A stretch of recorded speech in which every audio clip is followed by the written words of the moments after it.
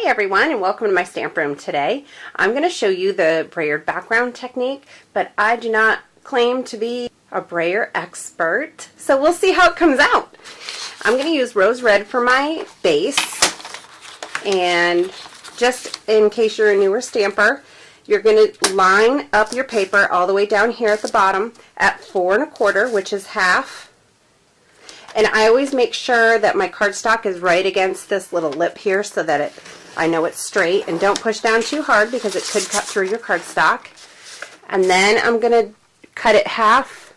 5 1/2 is half. Fold that in half. So this fits into Stampin' Up's medium-size envelopes. And then I want to layer. So this is going to be 1/4 inch smaller. So 5 1/4 by 4. And I already cut my glossy cardstock to 3 3/4 by 5.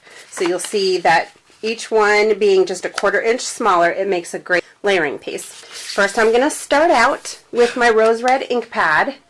3 little dots right here, push in, flip that baby over. And I want to make sure that my ink pad is nice and juicy. So I have a Stampin' Up! Rose Red ink refill. And in case you are wondering how to refill your ink pads, I'm just going to squeeze and run it over my whole ink pad. Now, Stampin' Up's ink pads stay inky for, I would say, 3 to 5 years. So once in a while you're going to have to ink them back up, but it shouldn't be often.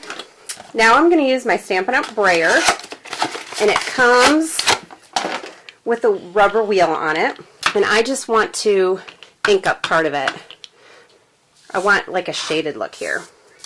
So I'm using glossy cardstock because your ink will not dry right away on glossy, and I want a little bit of time to play. Ready? Woo! Let's see if this works.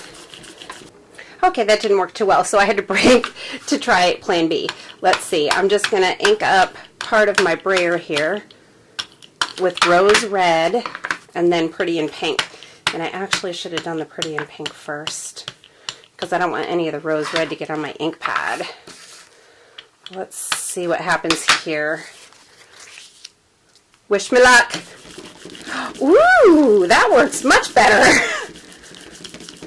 Okay, so just keep rubbing it back and forth, and if you notice, I'm moving my brayer back and forth so that I get a little bit of blending there in the middle.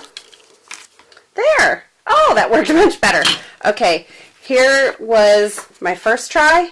Here was my second try. Neither of those worked. So here was the second try with the rose red on top and the pretty in pink on the bottom. And I'm just going to finish up this card by using my craft black ink pad. And the reason I'm using my craft black is because when I stamp this image, this is from Wandering Words stamp set, which is only available through January 4th. This was one from the mini catalog that most caught my eye when that catalog came out first.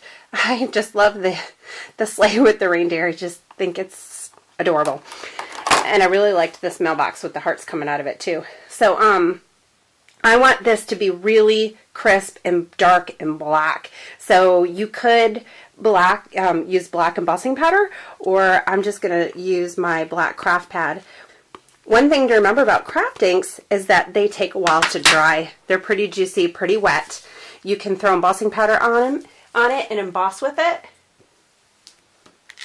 Ah, there we go. Oh my gosh, that came out perfect.